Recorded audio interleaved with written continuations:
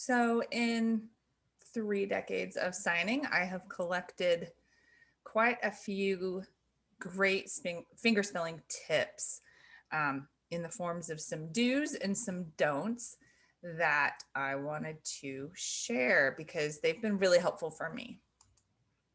All right, so we're going to start with the definition of what we call ASL reception. Reception means understanding what you see signed. Somebody signs it and you get it, okay? Your reception skills will improve the more you see people sign, so the more often, right? And the more people you see sign. So you might get super used to the way I sign, and then you see somebody else sign and it really throws you for a loop because you're only used to my hands, right? Every deaf person and hearing person who signs too will have their own style, their own accent, their own voice, kind of, if you will. This is important for all signs, reception skills. And reception skills are especially important for fingerspelling. So fingerspelling is spelling out a word or name one letter at a time using the manual alphabet.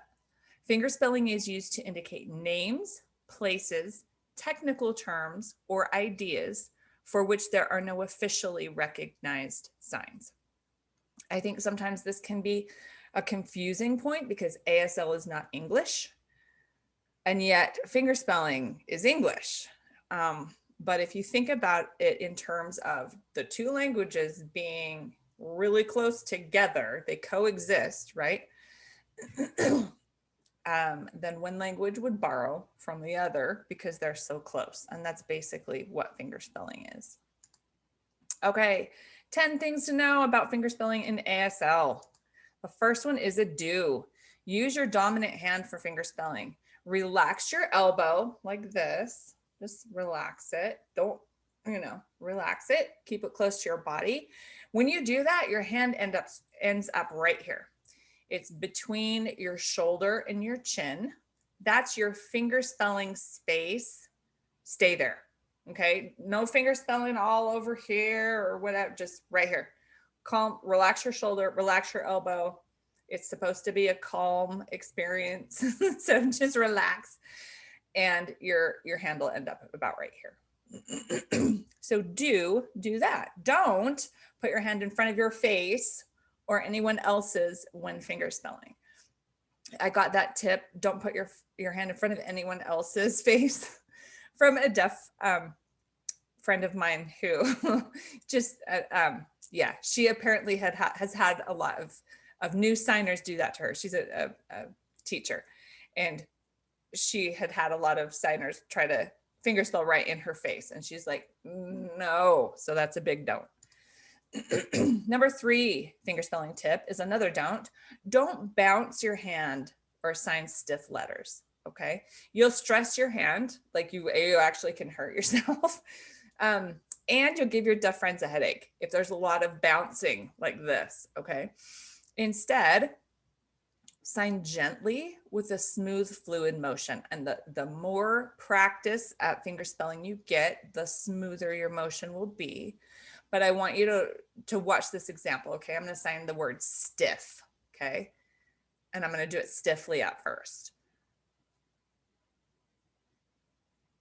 Okay, that's stiff. That's stressed out and bouncing, okay? The smooth, fluid motion would be signing this way. Okay, just calm, no bouncing, no being all over the place. All right, fingerspelling tip number 4. Don't practice fingerspelling by signing the manual alphabet in order. I actually got this tip from my ASL 101 teacher a long time ago. And I honestly think it's some of the best fingerspelling practice advice I've ever been given, because when you sign the alphabet A, B, C, D, E, F, G, it actually doesn't help you sign real words. You will never sign A, B, C, D, E, F, G in real life. That's not a real word. It's not useful. So instead, practice signing actual words so you get the flow of letter combinations that you actually will use in real signing life, okay? Nothing is spelled FGHI. Me getting that down real well does not help me at all. If I were to sign LIFE, that's something I might use. REAL, that's something I might use. So sign actual words when you're practicing. Tip number 4, most deaf people fingerspell quickly, like crazy fast, affectionately known to some hearing signers as deaf speed. I like to call it deaf speed. Formal fingerspelling used in classes, presentations, etc., is at a medium speed and very clear. Although you should develop a good, or in other words, quick fingerspelling speed, my tip is that you first work on clarity and smooth transition between letters before you worry about getting fast. The clarity, like people understanding what you're saying before you're blowing through it, is really important. And of course, deaf people have already done that. They have the speed and the clarity and the smooth transition. And so they tend to go really, really fast, but don't feel like you need to be deaf speed until you get clear and get a smooth transition between letters. Don't look at your hand when fingerspelling. It kind of can be tempting to go S. Okay, is that what I meant to do? Or R. Okay, is that right? You know, but don't look at your hand when you're fingerspelling. Make eye contact with the person that you're signing to. And you know what you're doing. Like trust yourself. Your brain is telling your hand what to do, and you got it. So don't look at your hand while you're fingerspelling. All right, tip number 7, do practice with other people. Fingerspelling well involves 2 components. There's the production part, making the fingerspelling, and the reception part, where you're understanding what's signed to you. So to become fluent at fingerspelling, you actually have to be good at both, right? You have to be able to produce the signs and understand them when they're signed back to you. So here's a great tip. If you cannot practice with another signer, practice fingerspelling, right? Try the website, write this down, www.asl.ms. It is a free fingerspelling reception game. You can set the signer's speed, the number of letters in the word, and it's literally, you go onto the website and it's just a hand like this. And then you say, I want it to be 3 letters or 5 letters or whatever. And I want it to be slow. I think it's slow, medium, fast, and deaf. And so you can set it to 8 letters or whatever you want. And that's a really good reception practice. You can practice fingerspelling on your own all day long. You can look around your room and, when you're walking down the street, and sign everything you see: tree, ball, dog, car, desk, book. You can practice that way, and that's really good for production. But as far as understanding when somebody else is signing, reception, this website is excellent for that if you don't have another person to practice with. All right, fingerspelling tip number 8. This one's a tad long, but it's how to sign a word with a double letter. Okay. This is the only time you're allowed to bounce your hand when you're fingerspelling. Okay, so if you are signing a B, a double, B, C, G, K, L, P, R, U, or X, you bounce your hand slightly. So let me show you an example. E, R, R, O, R. Do you see that little bounce there with my double R? Error. Okay. Billy. Let's try that one. Billy. Okay, so there's a little bounce. L-L-Y. Okay. To repeat the letters D, F, M, N, P, S, and T, you sign with a small tap. You'll do that double letter with a tap, like penny. Watch this. Did you see just a little tap tap for N? Okay. Penny, and then Emma. Whoops. Okay. To double up a Z is really fun. So like in pizza or Lizzie.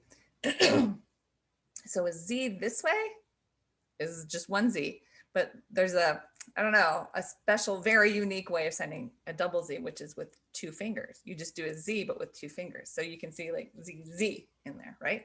So pizza, Lizzie. All right, for A, E, and O, double letters, either repeat the letters with a small tap to the side or with a small tap, sorry, or slide the hand slightly away from your body. So for example, cool could be signed that little tap, C-O-O-L, okay? Or I could slide it, cool, cool, right? Sliding, same with Aaron.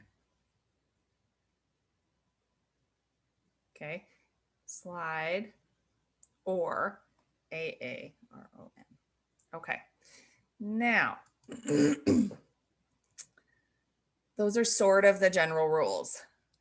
ASL curricula and native deaf signers vary about some double letter signing.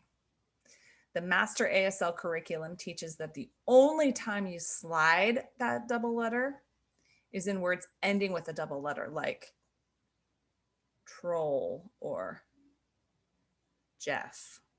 But the signing naturally curriculum teaches that A, E, and O also slide wherever they are in the word. In reality, many deaf signers sign double letters at their own preference. So what we just went over were like the official rules. But again, those are kind of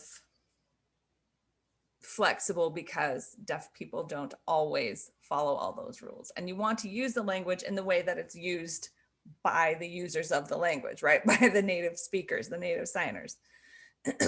So although those are the rules, don't stress out about them too much. You can bounce, you can tap, you can slide, okay? All right.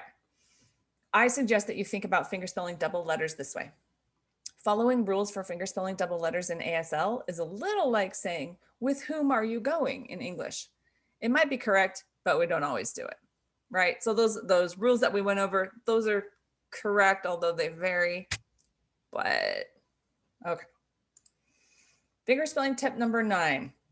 This is a do, and this I really believe is the best advice for reception speed ever. Definitely pay attention to this one. When you're watching, when you're reading fingerspelling signed by someone else, pronounce the word to yourself using sounds and syllables, not letter by letter. Here's what I mean. This is just like reading written words. For example, you don't read C-A-T by saying C-A-T, right? You sound it out. You put the sounds together, combine them to figure out what the word is, right? So if you do this when you're reading fingerspelled words, you will understand the fingerspelling much faster because here's what happens, okay? So if I'm signing C-A-T to you, okay? And if you think in your head, okay, that's C, that's A, that's T, then when I'm done, you have to now stop and think, what does that spell?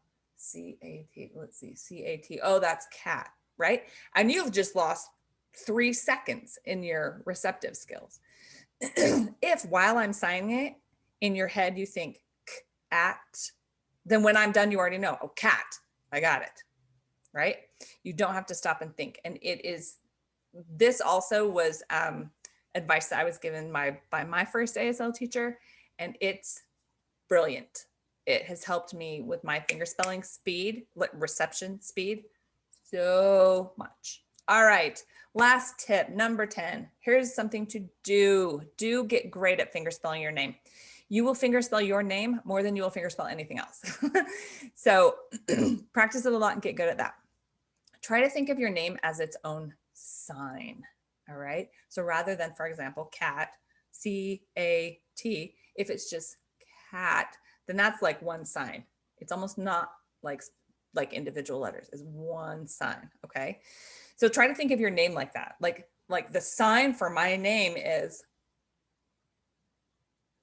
that sign is my name, even though it's technically fingerspelled, right? Think of it as one fluid motion where one letter glides easily into the next instead of that combination of letters. J, E, N, N. No, it's, okay. Think of it as one sign, one fluid motion, and just finger spell your name a lot. So those are some great tips that I hope you will take to heart as you get great at fingerspelling.